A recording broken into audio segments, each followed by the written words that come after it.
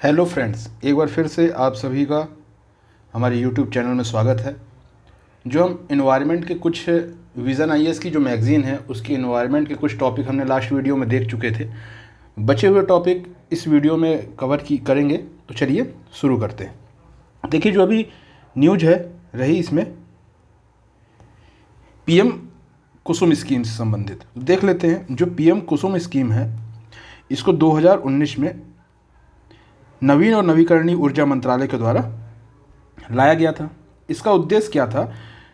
सौर ऊर्जा का उपयोग करते हुए किसानों के लिए ऊर्जा सुरक्षा को सुनिश्चित करना।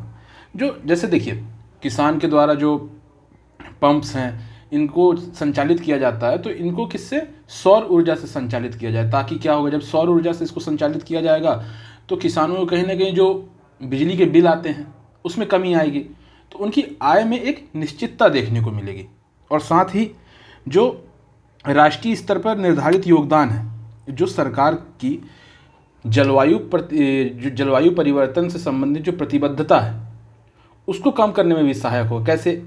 अब जैसे मान लीजिए, जो कोयले के उत्पादन से अगर किसान विद्युत यूज कर रहे हैं तो उससे क्या होगा?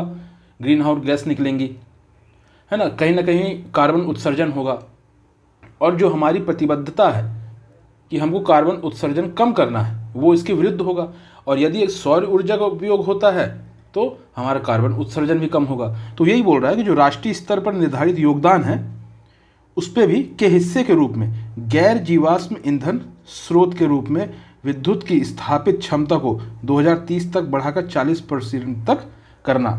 जो हमारी 2030 तक गैर जीवाश्म ईंधन, जैसे जीवाश्म ईंधन में मान लीजिए कोयला है, ये सब चीज़ें हैं, लेकिन गैर जीवाश्म ईंधन मतलब सौर ऊर्जा संबंधित को बढ़ावा देना, तो उसके लिए भी ये कारगर सिद्ध होगा। अब आगे देखते हैं।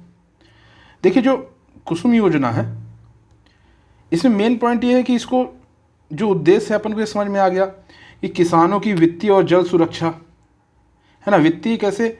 अब देखिए, जो बिजली का बिल होता है वो नहीं आएगा तो वित्तीय रूप से।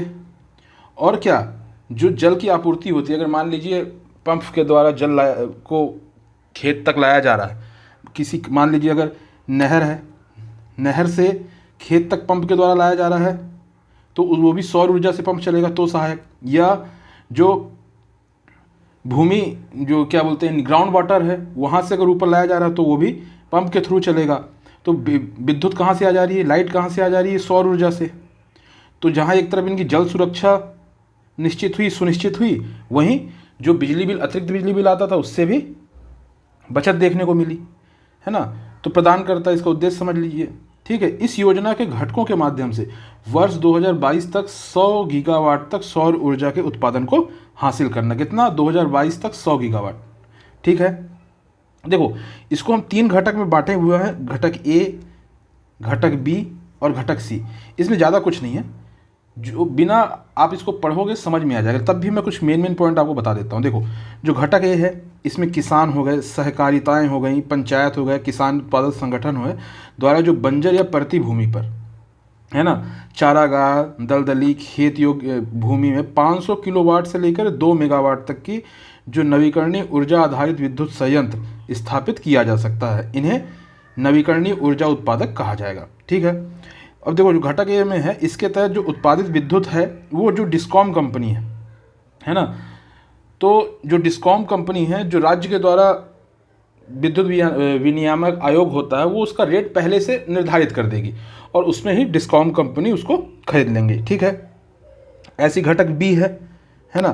घटक बी में देखो क्या है कि स्टैंड अलोन पंप लगाया जाएगा, जो मतलब जहाँ पर, इसको ऐसे समझो आप, जिस स्थान पे जहाँ पर मान लो कि क्या नहीं है आपका, जैसे ग्रिड नहीं है जहाँ से विद्युत का आदान प्रदान हो सकता है, तो उसके लिए क्या होगा कि बैटरी सिस्टम से स्टैंड अलोन वहीं पर चीज़ों को स्टोर करने की सुविधा होगी। ठीक है। अब जो घटक सी है इसमें क्या है, डीजल पंपों की बजाय क्या लगाया जाएगा? कृषि फीडरों का सौरीकरण कर दिया जाएगा। ठीक है। तो ये होगा इसके घटक। अब देख लेते हैं इसमें क्या चुनौतियाँ क्या क्या देखने को मिल रही हैं। देखो, निःशुल्क विद्युत आपूर्ति वाले जो राज्यों में किसानों के लिए सीमित तथा योजनाओं के तहत बड़े पंपों पर ध्यान केंद्रित जो छोटे एवं सीमांत किसानों के पक्ष में नहीं है। देखो कुछ राज्य ऐसे हैं जो निःशुल्क विद्युत देते हैं, ठीक है, और कुछ ऐसे राज्य हैं जो बड़े पंपों पर ध्यान केंद्रित किए हैं, जिससे जो हमारे यहाँ छोटे और सीमांत किसान हैं उन पर ध्यान केंद्रित हो ही नहीं पा रहा, जिससे ये जो योजना है इसका जो लाभ है अंतिम स्तर तक पहुंच ही नहीं पा रहा है, ठीक है। चीन में बाढ़ के कारण क्या हुआ, देखो जो चाइना है वो सोलर सेल के लिए जो कच्चा माल होता है वो उपलब्ध कराता है, ठीक है। अब वहाँ पर अगर आपदा जैसी स्थिति उत्पन्न होती है तो जो सोलर सेल है उनके जो कच्चे माल की कीमतों में वृद्धि होती है, जिसका प्रभाव हमको यहाँ भी देखने को मिलता है। अब क्या है, राज्यों में अलग अलग समन्वय विभाग और एजेंसियों के कारण लाभार्थियों तथा विक्रेताओं के बीच जागरूकता का अभाव रहता है। अब अलग अलग स्टेट्स हैं, वहाँ पर अलग अलग विभाग हैं, उनमें समन्वय नहीं बन पाता। तो क्या होता है कि जो लाभ किसान हैं और जो विक्रेता हैं उनके बीच जागरूकता के अभाव के कारण भी योजनाओं का उचित क्रियान्वयन नहीं हो पाता। अब अपन देख लेते हैं इसके लाभ। देखो लाभ तो लाभ ही लाभ है इनके। पहली चीज़, इन्वायरमेंट के स्तर में देखो तो गैर जीवाश्म चीज़ों का यूज किया जा रहा है, सौर का यूज किया जा रहा है, तो कोयला है, कार्बन उत्सर्जन कम होगा, ठीक है। दूसरी चीज़ क्या है, किसान की वित्तीय स्थिति सुधरेगी, जल सुरक्षा सुधरेगी तो उनकी आय में वृद्धि होगी, है ना। जो क्या बोलते हैं, अब राज्य और डिस्कॉम कंपनी देख लेते हैं, क्या होता है, जो राज्य सब्सिडी देते हैं या माफ़ कर देते हैं बिजली का बिल, तो उससे क्या होता है, जो डिस्कॉम कंपनी है उनकी स्थिति बिगड़ जाती है, वित्तीय स्थिति बिगड़ जाती है, जिसको बेहतर स्थिति प्रदान होगी। तो हमने यहाँ तक देख लिया क्या, कुसुम योजना, ठीक है। अब आगे चलते हैं। देखो आगे न्यूज है, वर्ष 2025 के लिए संयुक्त राष्ट्र की कार्य योजना, ठीक है। न्यूज में क्यों है, यूएन एनर्जी ने यह कार्य योजना वैश्विक ऊर्जा संकट और बिगड़ते जलवायु आयात को देखते हुए शुरू किया है, ठीक है। अब अपन यहाँ पर देखते हैं सबसे पहले कि जो ऊर्जा संकट चल रहा है वैश्विक, उसको देखते हुए कौन, यूएन एनर्जी ने इसको किया। अब यूएन एनर्जी क्या है ये देख लेते हैं। देखो जो यूएन एनर्जी है ना, ये क्या है, संयुक्त राष्ट्र ऊर्जा, ये ऊर्जा के क्षेत्र में एक अंतर एजेंसी सहयोग के लिए संयुक्त राष्ट्र का एक तंत्र है, ठीक है, संयुक्त राष्ट्र का एक तंत्र है। इसकी स्थापना UN system chief executive board for coordination द्वारा की गई है। यह क्या करता है, देखो जो संबंधित क्षेत्र जैसे ऊर्जा हो गया, सतत विकास के सभी पहलुओं को एक साथ कवर करता है और वैश्विक स्तर पर अग्रणी 30 संगठनों को एकजुट करता है। जो इसका उद्देश्य है, जलवायु परिवर्तन पर जो पेरिस समझौता हुआ है और सतत विकास के लिए जो एजेंडा 2030 है के समर्थन में सतत विकास लक्ष्य जो 7 है, जो एसडीजी गोल हमारा 7 है ना, उसको प्राप्त करने के लिए कार्य करना। जो 7 एसडीजी गोल है ये कहता है देखो कि जो आधुनिक ऊर्जा सेवाएं हैं उनकी सार्वभौमिक पहुंच सुनिश्चित करना, ठीक है, सस्ती, विश्वसनीय और आधुनिक ऊर्जा के जो स्रोत हैं, सेवाएं हैं, सार्वभौमिक पहुंच सुनिश्चित करना। तो इसके लिए जो वैश्विक स्तर पर जो संगठन है कौन, संयुक्त राष्ट्र ऊर्जा, है ना, यूएन एनर्जी, ये कार्य करती है। आगे देखते हैं, ठीक है। इसके तहत एनर्जी कॉम्पैक्ट एक्शन नेटवर्क को आरंभ किया गया है।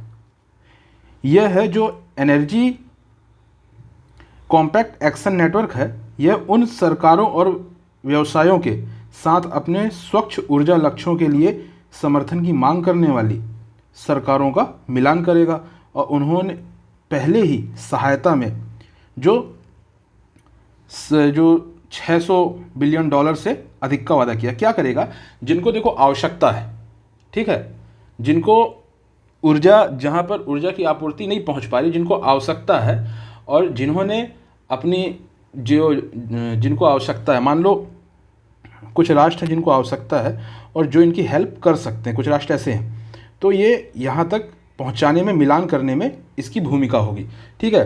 अब ये वाला आंकड़ा है, इसमें क्या है, जो संपन्न राष्ट्र उनकी प्रतिबद्धताएं थी कि हम इस जो ऊर्जा से संबंधित डेवलप के लिए जो 600 बिलियन डॉलर का सहयोग करेंगे, तो उन्हीं को मिलाने के लिए ये मंच तैयार हो गया, ठीक है। अब चलते हैं आगे। ये अपन लक्ष्य 7 देख ही लिए थे, ठीक है। देखो ये कोई बहुत महत्वपूर्ण नहीं था, लेकिन थोड़ा बहुत था जिसको मैं कवर कर दिया। ठीक है, अब अपन आगे चलते हैं। देखो कोयला गैसीकरण, देखो कोयला को जो सब जब अपन सिन गैस में चेंज करते हैं, जो एक प्रोसेस है उसी को कहते हैं अपन क्या, कोल गैसिफिकेशन।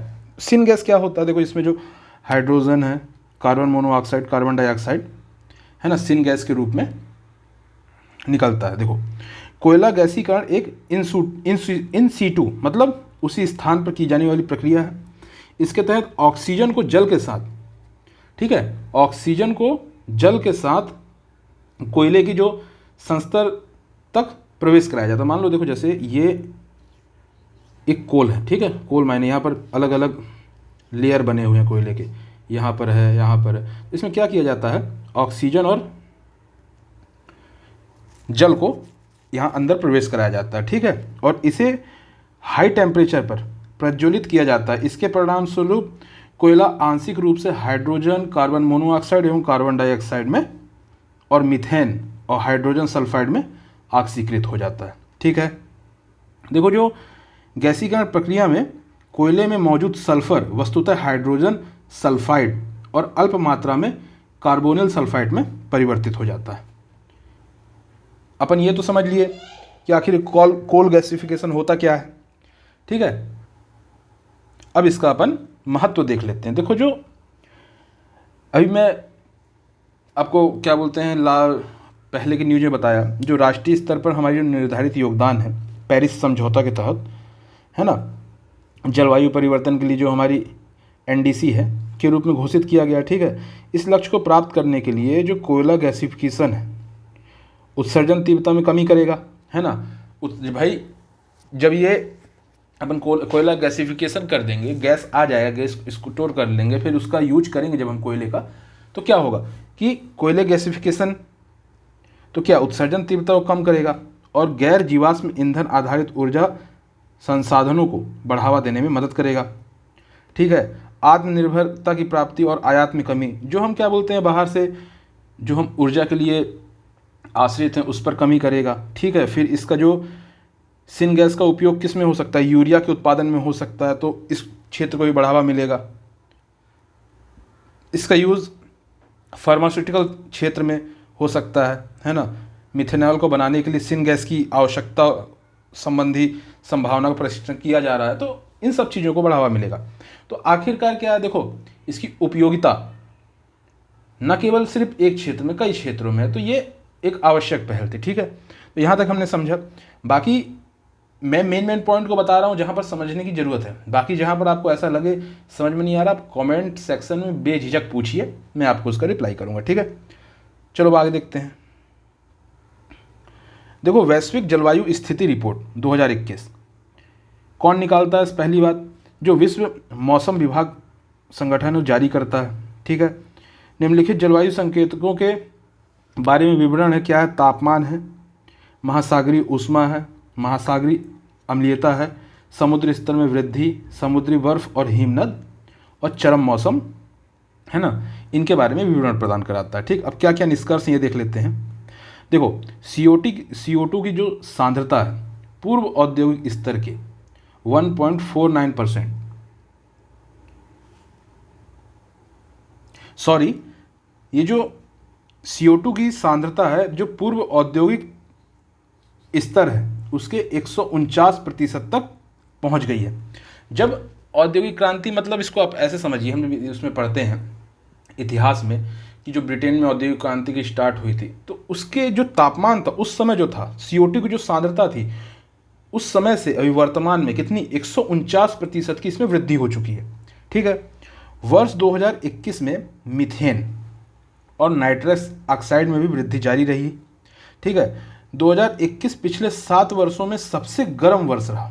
ठीक है, कुछ पारिस्थितिक तंत्र में गिरावट देखने को मिली, उदाहरण के लिए जैसे पर्वतीय पारिस्थितिक तंत्र, प्रवाल भित्तियाँ। भाई देखिए समुद्र स्तर में वृद्धि होगी, प्रवाल भित्तियों को सीधा सीधा नकारात्मक, समुद्र की अम्लीयता बढ़ेगी, नकारात्मक प्रभाव पड़ेगा, तापमान बढ़ेगा, नकारात्मक प्रभाव पड़ेगा, है ना। ऐसे ही पर्वतीय पारिस्थितिक तंत्र में भी इसका नकारात्मक प्रभाव पड़ेगा।